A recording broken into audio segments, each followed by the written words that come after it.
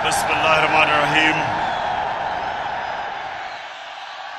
इय्याका नअबुदु व इय्याका नस्तईन।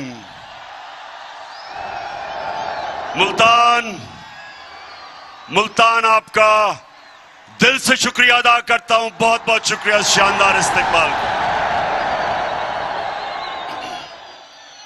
मैं खास तौर पे जिस तादाद में मेरी मुल्तान की बहनें निकली हैं, मैं खराज तहसीन पेश करता हूं उनको।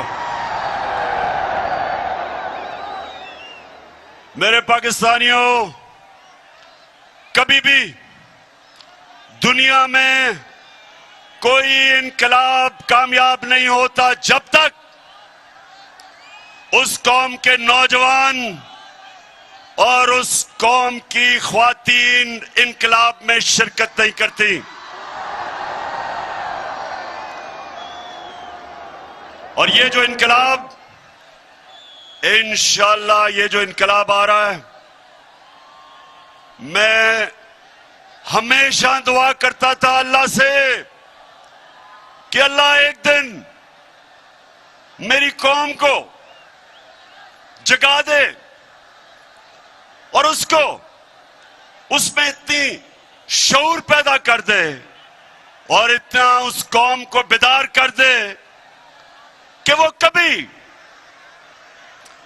कभी किसी माफिया के सामने,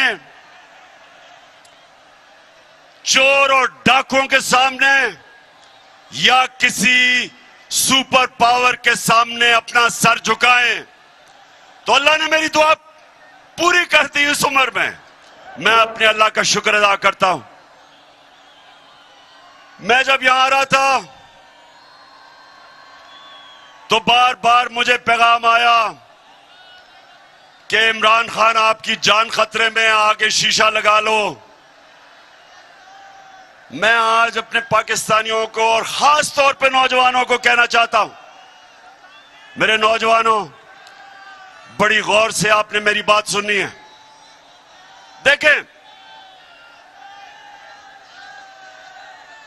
देखें, कुरान की एक आयत है, अल्लाह कहता है जो लोग ईमान ले आए अल्लाह उनके खौफ दूर कर देता है। मेरे पाकिस्तानियों, ये याद रखें और मैं अपने नौजवानों को खास तौर पे कहना चाहता हूं, खौफ, मरने का खौफ, जिल्लत का खौफ, अपनी रिस्क या नौकरी जाने का खौफ, ये एक बड़े इंसान को एक छोटा सा इंसान बना देता है। जिसने भी आज तक दुनिया में कोई बड़े काम किए, और पाकिस्तानियों आपने बड़े बड़े काम करने हैं अभी, तो अपने ज़हन में डाल लें कि जब तक आप इस खौफ के बुत को तोड़ेंगे नहीं, आप इसको एक अजीम कौम नहीं बना सकते। मेरे नबी सल्लल्लाहु अलैहि वसल्लम ने मदीना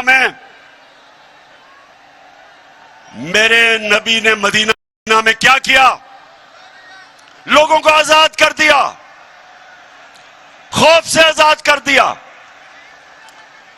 पैसे की लालच से आजाद कर दिया, मैं की पूजा करने वालों को बड़े इंसान बना के बड़ी सोच दे दी थी। और वही लोग जिनकी हैसियत नहीं थी, दुनिया की उन्होंने इमामत की। मुल्तान, ये गौर से सुन लो, आज तक कोई बड़ा बिजनेसमैन नहीं बना जो नुकसान से डरता हो। आज का किसी फौजी ने बड़े तगमे नहीं लिए जो मौत से डरता हो। क्रिकेटर भी, जो क्रिकेटर हारने से डरता है उसे जीतना नहीं आता। जिस बैट्समैन को तेज बॉलर से गेंद लगने का खौफ होता है, वो बड़ा बैट्समैन नहीं बनता। Wanna watch a movie? Can't can't make it. Hey, go show. जिस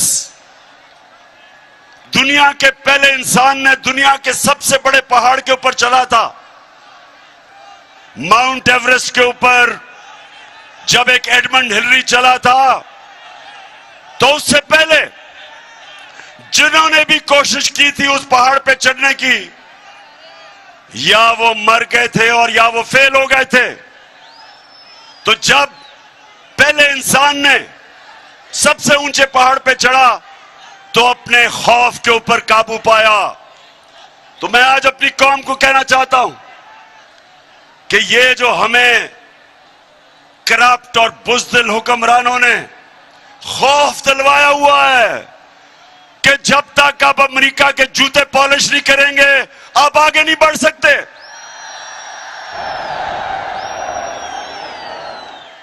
ये वो लोग जो इस मुल्क में ज्यादा, हमारी मुल्क की ज्यादा से जिंदगी में इस तरह के हुक्मरान रहे जिन्होंने सुपर पावर के सामने घुटने टेके, अपनी कौम की आजादी को,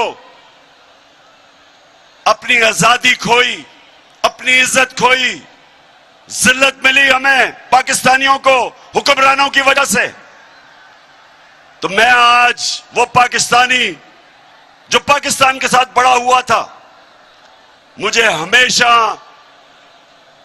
इस चीज की तकलीफ होती थी कि हम अजीम लोग हैं लेकिन ऊपर ऐसे हुक्मरान हैं जिन्होंने इस कौम को एक अजीम कौम नहीं बनने दिया।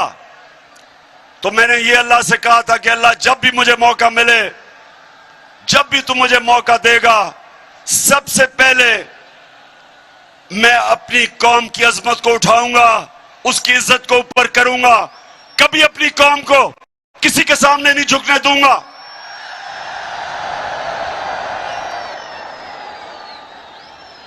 और पाकिस्तानियों,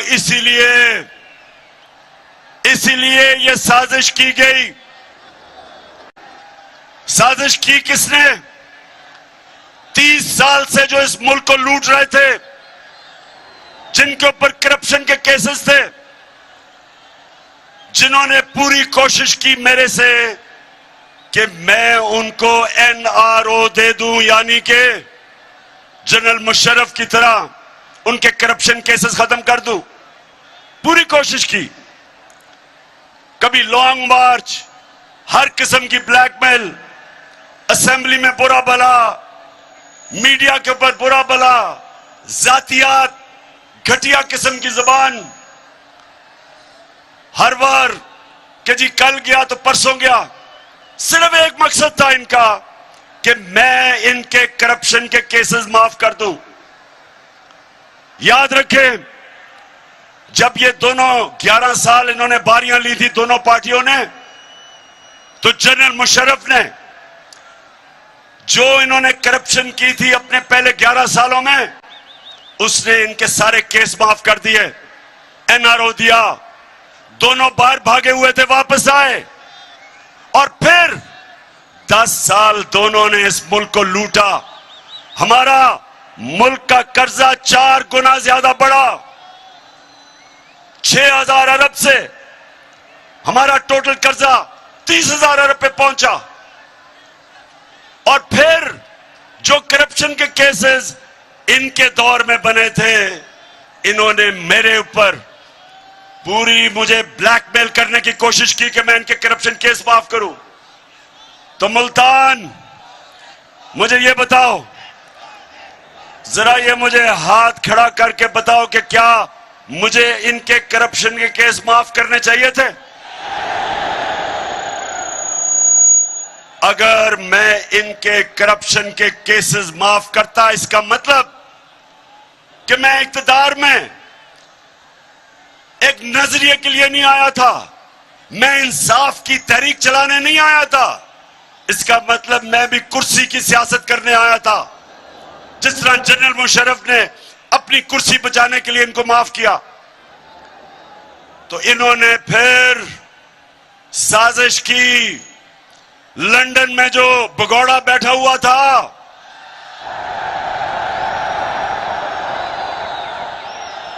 वैसे नून लीग वालों मुझे एक जवाब दे दो। कभी नून लीग वालों अगर सुन रहे हो मुझे इसका जवाब दो। मुझे अभी तक समझ नहीं आ रही कि कभी भी कोई इंसानी माशरा कभी गीदड़ को भी लीडर मानता है। तो नून लीग वालों अगर सुन रहे हो तो खुदा के वास्ते मुझे जवाब दो, कभी गीदड़ लीडर बन सकता है? पहले मुशर्रफ का दौर, मुशर्रफ ने जब इसको जेल में डाला तो आसिफ जरदारी ने कहा कि अटक जेल में। अब ये आसिफ जरदारी इत्तेहादी है, इसकी स्टेटमेंट थी कि अटक में जो जेल में नवाज शरीफ था वहां टिश्यू पेपर खत्म हो गए इसके आंसुओं से, रो रो के मिन्नतें करी कि मुझे बाहर भेज दो। और मुशर्रफ ने इतना जुल्म किया, इसके करप्शन केसेस रोक के इसको बाहर भेज दिया। बाहर जाके झूठ बोला कि कोई मुआहदा करके नहीं आया। वो फिर मुआहदा सामने आ गया 8 साल के बाद। शर्म भी नहीं आई, शर्म भी नहीं आई झूठ बोल के। इस बारी फिर झूठ बोल के, ड्रामा करके, मैं जी बहुत बीमार हूं, हमें बताया गया कि ये तो शायद जहाज पे भी ना बैठ सके, इतना बीमार है। हमारी वजीर शिरीन मजारी, उसने जब बीमारियों का सुना वो रोना शुरू हो गई कैबिनेट में कि जी बेचारे को जाने दें, देखे ना इसका हाल, देखे शक्ल, देखे इसकी। कई बेचारी बूढ़ी ख्वातीन ने जब जिस तरह की वो शक्ल बनाता है रोने वाली, उन्होंने भी कहा जी देखें खुदा के वास्ते इसको जाने दे। वो चला गया बाहर। जैसे ही जहाज पे चढ़ा एक नया नवाज शरीफ आ गया, बीमारी खत्म। ऐसे सीढ़ियों पे चढ़ा कि ऐसे लग रहा था कि ओलंपिक्स के लिए ट्रेनिंग करने के लिए है। और जैसे ही लंदन की हवा लगी तो उसके बाद नवाज शरीफ वहां बैठ के एक सियासतदान बन गया। तो मैं नून लीग वालों तुम्हारे से आज पूछता हूं, खुदा के वास्ते मुझे समझा दो कि एक झूठा आदमी अदालत ने जिसको सजा दी हुई हो, जो अरबों रुपए के घरों में रहता हो, जिसके बेटे कहें कि हम अरबों रुपए के घर में रहते हैं लेकिन हम जवाब दे इसलिए नहीं कि हम पाकिस्तान के शहरी नहीं हैं। कैसे नून लीग वालों आप इस आदमी के पीछे चल सकते हो?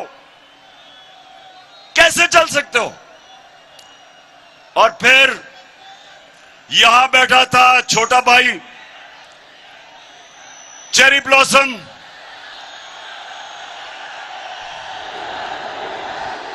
तो छोटा भाई लाहौर हाई कोर्ट में गया और कहता कि मैं गारंटी करता हूं एफिडेविट पे कि ये वापस आ जाएगा। शहबाज शरीफ तुम्हें तो उसी के ऊपर सजा देनी चाहिए। अदालत में आपने झूठा एफिडेविट दिया।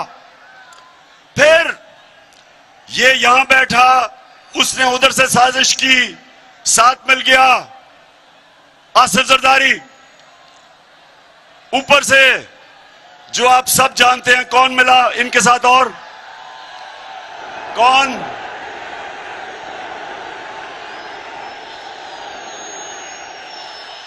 इनके साथ वो मिल गया जिसके ऊपर आजकल बात हो रही है उसकी कीमत बढ़ाने के लिए। ये कभी भी नहीं हुआ, ये जरा सुने, ये कभी भी नहीं हुआ कि ये इतनी डरपोक हुकूमत है, डर रहे हैं कि फजलुर रहमान की कीमत बढ़ाई जाए और पेट्रोल की, इतने डरे हुए हैं। कहते हैं नेशनल सिक्योरिटी काउंसिल की मीटिंग बुलाओ ताकि वो फौज पे पड़े कीमत बढ़ाने पे। ये हाल है आज। तो इन सारों ने मिलकर साजिश की, साथ इनके मिल गए अमेरिका, और अमेरिका के अंदर उनका यहां जो एम्बेसी है वो हमारे लोगों से मिलने शुरू कर दिए जो सबसे पहले लौटे हुए थे, वहां से साजिश शुरू हुई। वैसे मुल्तान, मुझे यह बताओ, आप जरा आज मुझे यह बताओ कि जनूबी पंजाब से इतने ज्यादा लोटे कैसे निकले हैं? जवाब दें। लोटे आपने इधर से इतने ज्यादा लोटे जनूबी पंजाब से निकले हैं, और आज हम अल्लाह का शुक्र अदा करते हैं कि सबको डिस्क्वालीफाई हो गए। इन सब ने मिलकर साजिश की। 8 मार्च को एक अमेरिकी under secretary of state, Donald Luce का नाम था, पाकिस्तानी एम्बेसडर को बुलाता है और उसको कहता है कि अगर तुमने इमरान खान को अदम एतमाद में ना शिकस्त दी तो पाकिस्तान के ऊपर मुश्किल वक्त आ जाएगा। धमकी दी और कहता कि अगर इमरान खान को आपने हटा दिया तो आपको माफ कर दिया जाएगा। मेरे मुल्तान के लोगों, क्या आपको अमेरिकनों से माफी की जरूरत है? इस कौम को इसलिए किसी से माफी की जरूरत नहीं कि खुददार कौम है, लेकिन जो इस मुल्क में हमारी बदकिस्मती से अशरफिया है, वो डर गए और उन्होंने पूरी शिरकत की। इस मुल्क की एलीट ने एक 22 करोड़ के मुंतखब किए हुए प्राइम मिनिस्टर को इन्होंने सबने मिलकर साजिश से हटाया, और इन सब ने यह समझा कि अब तहरीक इंसाफ और इमरान खान की कब्र खुद गई है और अब इस पार्टी को अल्लाह हाफिज कह दो। लेकिन कुरान में अल्लाह कहता है कि एक प्लान इंसान बनाता है और दूसरा प्लान अल्लाह बनाता है, और कामयाब सिर्फ एक होता है। मेरे अल्लाह का प्लान ही कुछ और था। उसने बजाय तहरीक इंसाफ को इन्होंने जो दफन करने की कोशिश की, उसने सारी मेरी पाकिस्तानी कौम को जगा दिया, कौम को बेदार कर दिया। और वो पाकिस्तानियों, आप जो शिरकत कर रहे हैं, ये आज याद रख लें कि ये पाकिस्तान की तारीख का सबसे बड़ा इनकलाब आ रहा है।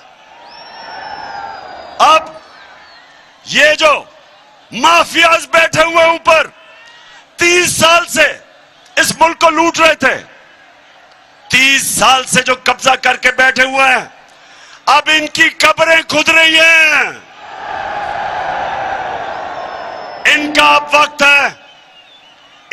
वक्त है कि हमेशा के लिए इस मुल्क की सियासत पे जो 2 खानदानों ने, बल्कि और भी डीजल के भी खानदान ने जिन्होंने कब्जा किया हुआ था, इन सब का वक्त खत्म हो गया। ये कौम आज जाग चुकी है, कौम जाग गई है, और इंशाअल्लाह इस्लामाबाद में ये जो अवाम का समुंदर आने वाला है।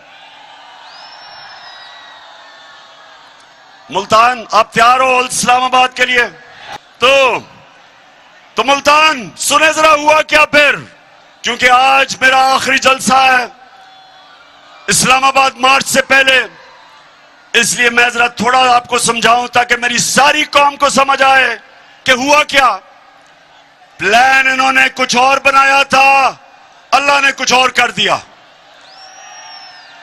प्लान इन सब का था कि सारे मिलके, जो पहले से ही शहबाज शरीफ कह रहा था नेशनल गवर्नमेंट बनेगी, इन्होंने प्लान ये बनाया था कि सब मिलके 1.5 साल मिलके हुकूमत करेंगे। इलेक्शन कमीशन को, पहले ही इलेक्शन कमीशन इनके साथ है, उसको बिल्कुल अंपायरों को अपने साथ मिला के सरकारी जितने भी नौकर हैं, पब्लिक ऑफिसर्स, वो अपने रख के और हर किस्म की धांधली करके इनका ख्याल था अगली इलेक्शन ये जीत जाएंगे। लेकिन अब मुल्तान, अब क्या होगा? अब ये हो गया है कि सारी कौम को जो इन्होंने बताया था कि जी ये तो बड़े तजर्बाकार हैं, ये हमारी मायशत को उठा देंगे, तो मुल्तान जब से ये आए हैं 6 हफ्ते हो गए हैं, कहते हैं जी शहबाज शरीफ सुबह 7 बजे जाग जाता है। शहबाज शरीफ मेरा जो माली है वो 6 बजे जाग जाता है सुबह। 7 बजे जागने से क्या फर्क पड़ता है? रुपए डॉलर 200 रुपए पे पहुंच गया, स्टॉक मार्केट गिर गई है, हर चीज महंगी। और जब से हमजा शरीफ पहुंचा है तो मुर्गियां भी तो दुगनी कीमत हो गई है मुर्गियों की। सो इन्होंने अब पता चला है कि तजर्बा किस चीज का है। इनका सारा तजर्बा करप्शन का है। ये जब आते हैं अपना पैसा बनना शुरू हो जाता है, मुल्क मकरूज हो जाता है। अब ये जो आप सामने आए हैं, मैं अब इनसे सवाल पूछता हूं कि बड़ा जोर लगाया था और साजिश करके पिछले 1 साल से लगे हुए थे साजिश करनी। अब जब आपको हुकूमत मिली है तो जरा आप मुझे बताएं कि आपसे क्यों नहीं संभल रही, क्यों नहीं मुल्क संभल रहा? कभी वो लंदन भागते हैं, उधर वो बैठा हुआ है एक सजा याफ्ता, वो मुल्क के फैसले कर रहा है। कभी कहते हैं जी नेशनल सिक्योरिटी काउंसिल वो चीजें महंगी करे, कभी IMF के पास जा रहे हैं। तो सारी कौम को पता चल जाना चाहिए कि जो लोग 30 साल से हुकूमत कर रहे थे और जिन्होंने इस मुल्क को मकरूज किया, वो इस मुल्क के मसले नहीं हल कर सकते। जो एक मुल्क का निजाम तबाह करते हैं वो ठीक नहीं कर सकते। और अल्लाह का शुक्र है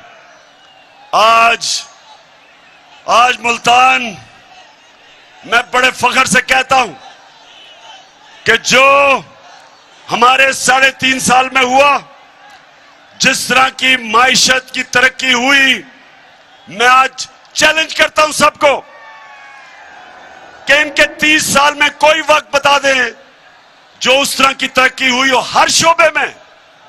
आज किसानों के पास जो उनकी फसलों का उनको पैसा मिला है, पाकिस्तान की तारीख में कभी किसानों को इस तरह उनकी पैदावार की कीमत नहीं मिली जो आज मिली है। 60% पाकिस्तान देहात में जिस तरह की खुशहाली देहात में आई, मैं चैलेंज करता हूं, बताएं कभी कि इस तरह की खुशहाली आई हो। दूसरी चीज इंडस्ट्री, मुल्क तो तब आगे बढ़ता है जब उसकी इंडस्ट्री तरक्की करती है।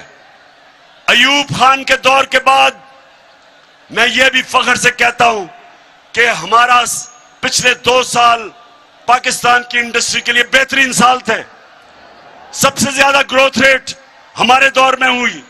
मुशर्रफ के दौर में जब थोड़ा सा हुआ था तो डॉलर आ रहे थे क्योंकि हम उनकी अमेरिकनों की जंग लड़ रहे थे। ये हमने मुश्किल वक्त में कोरोना के दौर में अपनी इंडस्ट्री को उठाया। रिकॉर्ड एक्सपोर्ट्स है पाकिस्तान की, रिकॉर्ड रिमिटेंसेस हैं, यानी कि रिकॉर्ड डॉलर आए हमारे दौर में। हमने सबसे ज्यादा टैक्स इकट्ठा किया। हमारी जो आईटी इंफॉर्मेशन टेक्नोलॉजी जो मुल्क का फ्यूचर है, सबसे ज्यादा काम हमारे वक्त हुआ। 75% आईटी की एक्सपोर्ट्स बढ़ी। हम सारे बर्रे सगीर में हमारी पॉलिसीज की वजह से सबसे ज्यादा आज रोजगार पाकिस्तान में है बनस्बत बर्रे सगीर के। तो मैं इनसे पूछता हूं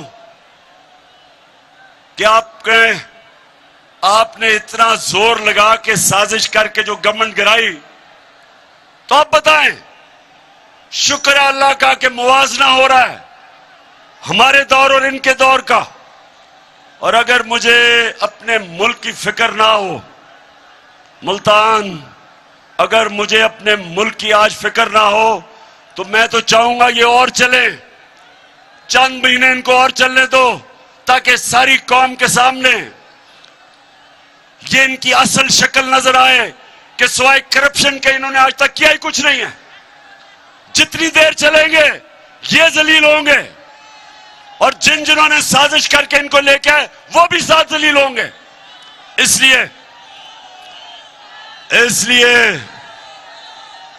इसलिए इनको चलने तो देना चाहिए, लेकिन मुल्क का दिवालिया निकल रहा है। जिस तरह रुपया गिर रहा है और अभी रुपए गिरने की वजह से जो महंगाई आने वाली है, सारी चीजें महंगी होने वाली हैं, क्योंकि जब रुपया गिरता है सारी जो चीजें आप इंपोर्ट करते हैं सब महंगी हो जाती है, जिसमें तेल, बिजली, घी, जो चीजें, दालें जो बाहर से आप मंगवाते हैं वो महंगी होने वाली है। तो हमें तो अगर हम सियासत का सोच रहे हैं तो हम तो चाहिए चले, लेकिन हम पाकिस्तान का सोच रहे हैं और हमें पता है कि जितनी देर ये चलेंगे ये मुल्क को उधर धकेल देंगे जिधर यहां वो श्रीलंका वाला हाल होगा। आज श्रीलंका में देखें क्या हाल है, उधर लेके जा रहे हैं। इसलिए आज मैं यहां मुल्तान से डिमांड करता हूं कि जल्दी से जल्दी इलेक्शन की डेट दो और असेंबलियों को डिसॉल्व करो। मुल्तान, मुझे किसी सोशल मीडिया पे किसी ने मुझे तकरीर भेजी, वो मरियम कहीं तकरीर कर रही थी कल,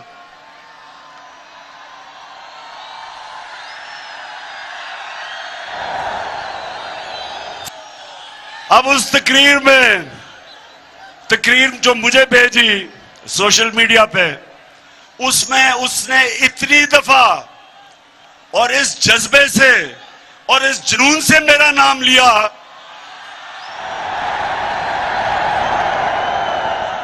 कि मैं उसको ये कहना चाहता हूं, मरियम देखो, थोड़ा ध्यान करो, तुम्हारा खामद ही नाराज ना हो जाए जिस तरह तुम बार बार मेरा नाम लेती हो। वैसे मैं हमेशा सोचता हूं कि इतना ज्यादा इनको मेरे पर गुस्सा है क्यों। मरियम को, इसके भाइयों को, इसके वालिद को, इसके चाचा को, उनके बेटों को, मैंने इनका क्या बिगाड़ा है। केसेस तो इनके सारे पुराने बने हुए हैं, हमारे आने से पहले सारे इनके ऊपर करप्शन के केसेस बने हुए हैं। केसेस तो इनके दौर के बने हुए हैं। नवाज शरीफ के और मरियम के जो दो भाई और उसके बेटे, वो तो इनके दौर में दुम दबा के भागे थे। इसहाक डार जो इनका मुंशी, वो इनके दौर में भागा था, उसके बेटे इनके दौर के बाहर गए थे। शहबाज शरीफ का दामाद, जब करप्शन का केस उस पे हुआ, वो इनके दौर में बाहर भागा था। तो स्वाय शहबाज शरीफ के मकसूद चपड़ासी केस के, बाकी तो सारे पुराने केस हैं। तो मेरे से गिला किस चीज का कि मैं आपके केस नहीं माफ करता? क्या मैं आपको कानून के नीचे लाने की कोशिश कर रहा हूं? क्या मैं आपको यह समझाने की कोशिश कर रहा हूं कि किसी भी महज़ब माशरे में सारों के लिए एक कानून होता है? पर मुल्तान के लोगों, मैं बार बार एक हदीस सुनाता हूं आपको, ये सब, और नौजवानों ये सब अपने ज़हन में डाल लो कि हमारे नबी सल्लल्लाहु अलैहि वसल्लम ने कहा था कि जो कौम छोटे चोरों को जेलों में डालती है और बड़े डाकुओं को नहीं पकड़ती, वो तबाह हो जाती है। दुनिया में जो कौम गरीब है, जो भी गरीब कौमें हैं दुनिया में, जिधर गुर्बत है, वहां सारों में एक चीज है, सिर्फ वहां छोटे चोर जेलों में जाते हैं। बड़े डाकुओं को उनका इंसाफ का निजाम नहीं पकड़ सकता।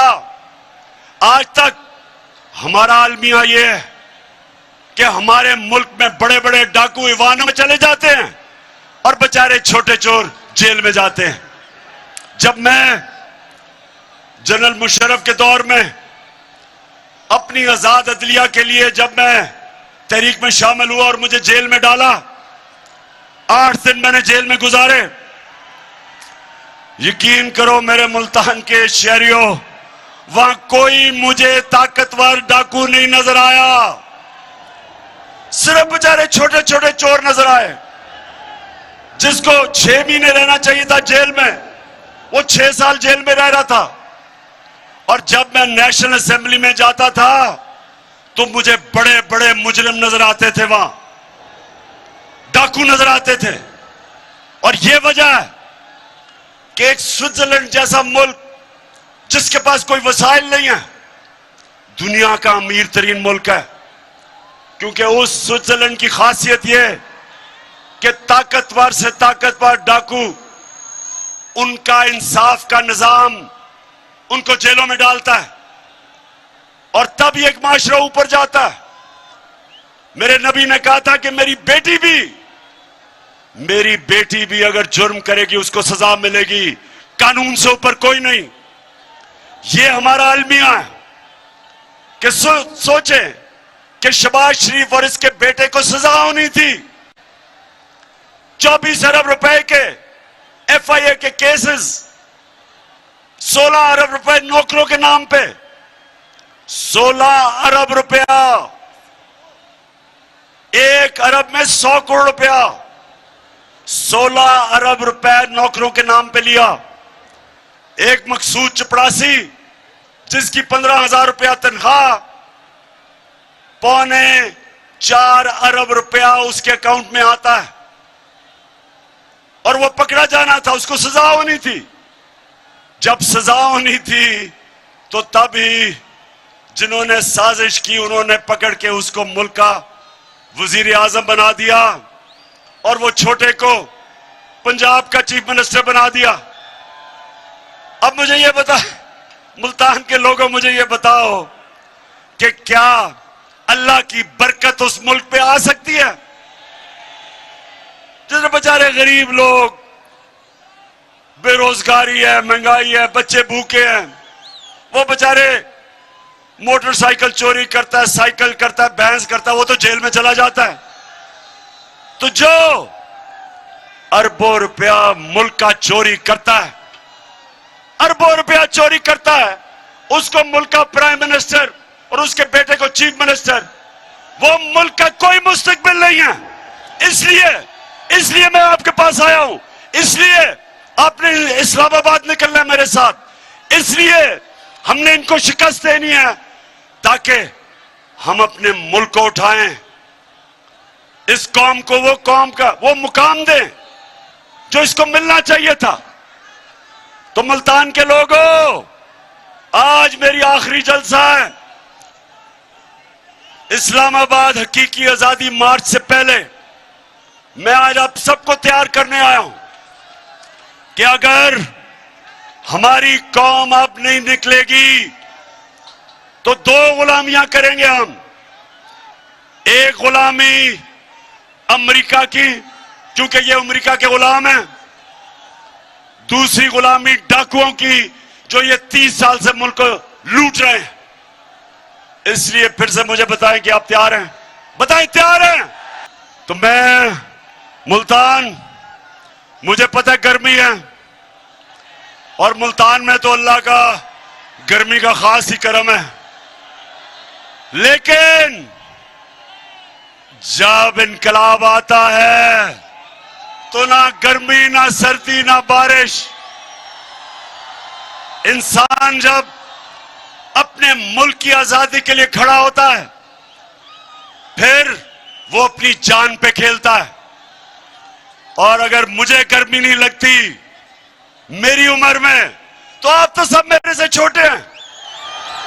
मैंने जब मैं हटा प्राइम मिनिस्टर बन के, तो मैंने तब फैसला किया था कि मैं तो अब निकलूंगा सड़कों पे।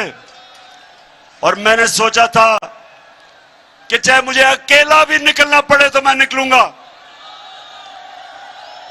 क्योंकि मैं अपने अल्लाह को, मैं जब भी अपने अल्लाह के पास जाऊंगा तो मैं उसे कहूंगा कि अल्लाह, मैंने अपने मुल्क के लिए पूरी कोशिश की, लेकिन मुझे तब अंदाजा नहीं था कि सारी मेरी कौम खड़ी हो जाएगी मेरे साथ।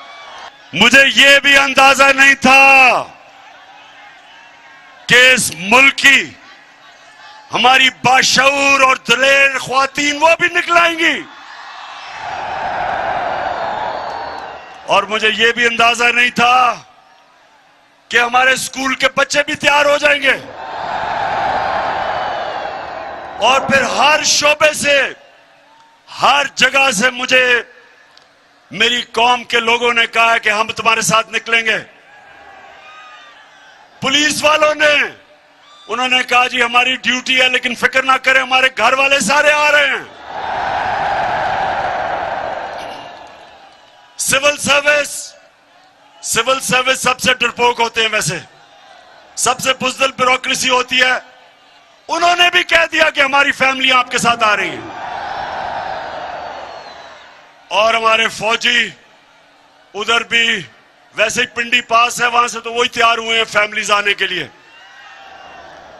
और जो हमारे एक्स सर्विस, जो रिटायर्ड फौजी हैं, जिन्होंने अपने मुल्क के लिए अपनी जानें कुर्बान की हैं और देखा अपने फैमिली मेंबर्स, अपने दोस्तों को शहादत देते हुए, खास तौर पे जो अमेरिका की जंग में हमें लेके गए थे, आज तक हमारे फौजी कुर्बानियां दे रहे हैं उसके लिए।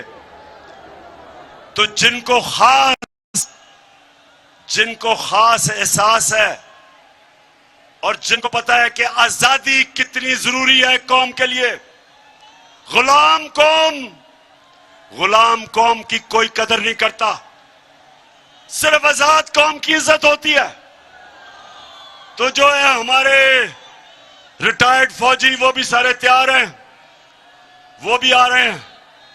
और इंशाअल्लाह इस्लामाबाद में जो मैं देख रहा हूं, अवाम का समुंदर, वो पाकिस्तान तो छोड़े, मैं समझता हूं दुनिया में कभी इतना बड़ा समुंदर नहीं लोग देखेंगे इंशाअल्लाह। ये मुल्तान, ये सियासत से बात ऊपर चली गई है, ये सियासत नहीं है। फिर से ये वो इनकलाब है जो पाकिस्तानियों को अब एक कौम बना रहा है कि कैसे एक छोटे से एक अमेरिकी अफसर, उसकी क्या जरूरत है कि 22 करोड़ पाकिस्तानियों को धमकी देता है कि अगर तुमने अपने प्राइम मिनिस्टर को ना हटाया तो तुम्हारे से हम बहुत बुरा करेंगे, और अगर हटा दिया तो तुम्हें माफ कर देंगे। बेशरम, तुम्हारी माफी की जरूरत नहीं है। तुम हो कौन? ये, और पाकिस्तानियों याद रखना, आप सब मोहम्मद मुस्तफा नबी सल्लल्लाहु अलैहि वसल्लम के उम्मत हो। दुनिया की तारीख का सबसे अजीम लीडर ना कोई आया था, ना आ सकता है। सबसे अजीम इंसान, हम उसकी उम्मत है। हमें हमारा कलमा हमें कहता है कि कोई नहीं है खुदा सिवाय अल्लाह के, किसी के सामने हम नहीं झुकते। तुम हो कौन अमेरिकी कि हमें धमकियां दे रहे हो? हमें कहते हो कि जी रूस से तुम गंदम नहीं ले सकते, तुम रूस से तेल नहीं ले सकते, जबकि वो 30% कम पे हमें दे रहे हैं। सोचे 30% कम, हाँ आपको पेट्रोल भी और फजल रहमान भी बेचे और गंदम भी बेचे, लेकिन अमेरिका सरकार कह रहा है कि इजाजत नहीं है। लेकिन हिंदुस्तान, ये सुने, हिंदुस्तान अमेरिका का स्ट्रेटेजिक एलाय है। हिंदुस्तान को उन्होंने कहा जी रूस से तेल ना खरीदो। हिंदुस्तान ने क्या जवाब दिया? हिंदुस्तान ने कहा हम एक आजाद मुल्क हैं, हम रूस से तेल लेंगे क्योंकि हमारे मुल्क में गुर्बत है। हम अपनी अवाम के लिए पॉलिसियां बनाते हैं, अमेरिकी तुम्हारे लिए नहीं बनाते। हमारे साथ हिंदुस्तान आजाद हुआ था और उनको देखें गैरतमंद फॉरेन पॉलिसी, और हमें देखें कि हमारे पास कौन आया है, चेरी ब्लॉसम बूट पॉलिश। वो तो बूट देखता पॉलिश करता है, वो अमेरिकी देखता है तो उसकी कांपे टांगनी शुरू हो जाती है। ये हमारी किस्मत में बैठे हुए हैं। जुर्रत नहीं है इनकी कि पॉलिसी बनाए अपनी अवाम के लिए। मैंने उनको वाजे कहा, मैंने कहा देखो हम दोस्ती सबसे करेंगे, हम कोई किसी से दुश्मनी नहीं चाहते, हम दोस्ती चाहते हैं, लेकिन हम गुलामी किसी की नहीं करेंगे। आपकी जंग में शिरकत करके, अमेरिका की जंग में शिरकत करके 80,000 पाकिस्तानियों की हमने कुर्बानी दी। आपने हमारा शुक्रिया भी किया, आपने यह भी कहा कि शुक्रिया पाकिस्तान, हमारी जंग में आपने अपने लोगों को कुर्बान किया। एक दफा नहीं कहा शुक्रिया हमारे। और खास तौर पे मैं आज कहना चाहता हूं, क्योंकि मैं कबायली इलाके को सबसे बेहतरीन आपसे जानता हूं। कबायली इलाका हमारा उजड़ गया, 35 लाख लोगों ने नकल मकानी की, उनके कितने लोग शहीद हुए आपको अंदाजा भी नहीं। ड्रोन अटैक्स हो रहे हैं, उधर से बीच में फंसे हुए हैं बेचारे लोग। सारा हमारा कबायली इलाके के लोग, कोई कराची भाग रहा है, कोई नकल मकानी कर रहा है। स्वात में 40 लाख लोग स्वात से निकले। कोई मुझे बताए क्यों? हमने क्या गलती की थी? क्या हमारा क्या कसूर था कि हमारे 80,000 लोग, हमारे 6,500 फौजियों ने कुर्बानियां दी? तो क्या हमारी गलती थी? हमारी किससे लड़ाई थी? सिर्फ हमारी यह गलती थी कि हमारा जो उस वक्त का सरबराह था, जब उसको धमकी मिली तो उसमें इतनी दिलेरी नहीं थी कि अपने लोगों के लिए खड़ा होता। उसने घुटने टेक दिए और पाकिस्तान को नुकसान करवाया। इसलिए जब उन्होंने मेरे से कहा कि जनाब हमें अफगानिस्तान के लिए यहां बेसिस चाहिए, जब इंटरव्यूअर ने मेरे से पूछा तो मैंने इसलिए उसको एब्सोल्युटली नॉट इसलिए कहा। अमन में हमेशा शिरकत करेंगे, लेकिन आपकी किसी जंग में, पाकिस्तान किसी की जंग में शिरकत नहीं करेगा। क्योंकि मुझे आप 22 करोड़ पाकिस्तानियों ने मुंतखब किया था। मेरा काम है कि आपकी जान और माल की हिफाजत करूं, आपकी बेहतरी का सोचूं। मुझे आपने कभी मुजम्मत किया हिंदुस्तान से? आपने कभी कहा हिंदुस्तान से कि आप कश्मीरियों पे जुल्म कर रहे हैं? क्यों नहीं आप बोलते? क्योंकि हिंदुस्तान से आपकी दोस्ती है। जो फलस्तीन में जो इस्राइल कर रहा है, जो उन बेचारे लोगों की जमीनें ले रहा है, जो बेचारी अभी एक उनकी सहाफी को दिन दिहाड़े उसे कत्ल किया, क्या कभी अमेरिका में जुर्रत है उसको इस्राइल को मुजम्मत करने की? क्या यूरोप को में जरूरत है? तो हमें क्यों कहते हो कि हम आपकी जंग में शिरकत करें? हम आपके गुलाम हैं। हम क्या हैं? हम आपके कमी हैं। इनको बुरी आदतें पड़ी हुई हैं। पाकिस्तानियों इनको बुरी आदतें कैसे पड़ी कि इनके पास, इनको किससे, एक तरफ था जरदारी और दूसरी तरफ नवाज शरीफ, उन दोनों के पैसे बाहर पड़े हैं। उनके अरबों डॉलर्स इस मुल्क से बाहर पड़े हैं। उनकी जायदादें बाहर पड़ी हैं। उनको पता है कि जिस वक्त उन्होंने इनको नाराज किया तो इनकी जायदादें वो जब्त कर देंगे।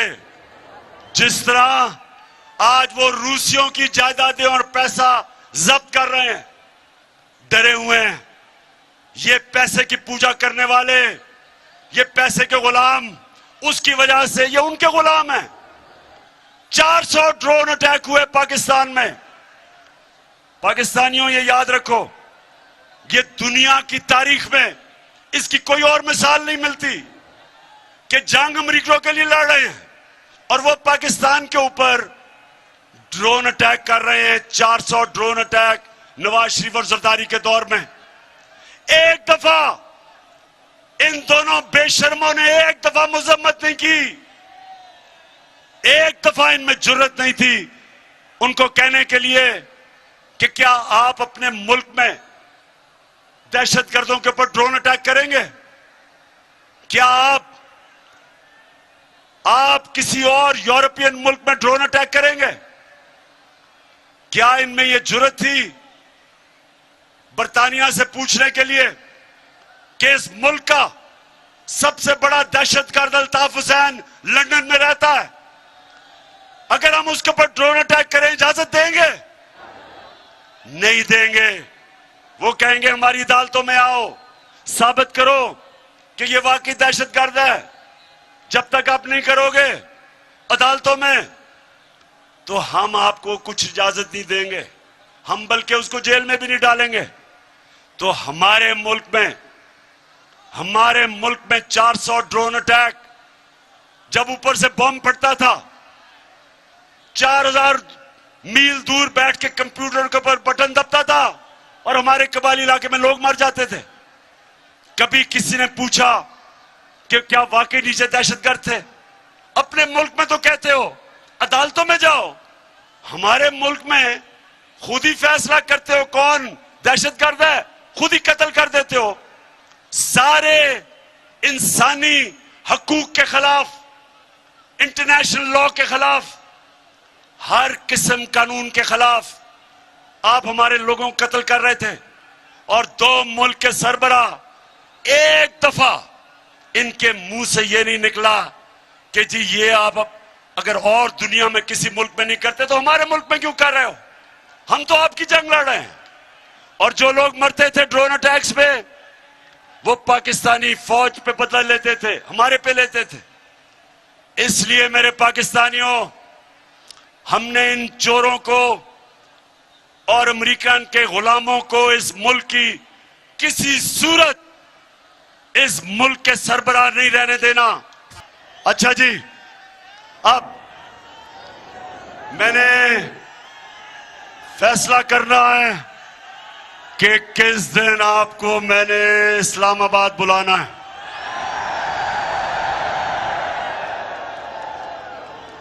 वैसे फिर से बता दें, घबराना तो नहीं है, गर्मी तो नहीं, जज्बा जुनून है। तो सुने, हमने क्योंकि आज कोई नई डेवलपमेंट हुई है, लोटों को डिस्क्वालीफाई कर दिया गया।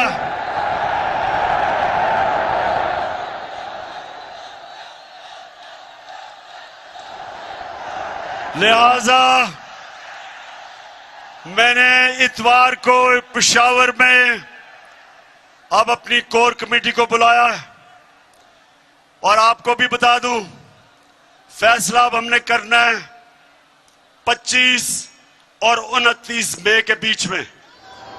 इंशाअल्लाह परसों मैं आपको वाज़े कर दूंगा ताकि आपको पूरा टाइम मिल जाए, तैयारी का टाइम मिल जाए। तो 25 से लेके 29 तक आपको डेट परसों मिल जाएगी। मैं चाहता हूं आप सब तैयारी करें। ख्वातीन आपने अलहदा तैयारी करनी है, नौजवानों अलहदा करनी है, मुल्तान के लोगों अलहदा करनी है। और इंशाल्लाह अवाम का समुंदर जब आएगा तो हमने सिर्फ एक चीज उनसे मांगनी है, एक चीज मांगनी है, असेंबली जिस दिन कब डिसॉल्व होगी और इलेक्शन कब अनाउंस करेंगे। मुल्तान की मैं सारी अपने member of parliament, MPs, MNAs, सारे जितने मेरे ऑर्गेनाइजर्स, मैं आज सबको, आपको भी, मैंने आप सबको आज खराज तहसीन पेश करता हूं कि मैंने इतना बड़ा जलसा मैंने कभी मुल्तान की तारीख में नहीं देखा। मुबारक हो आपको। पाकिस्तान जिंदाबाद।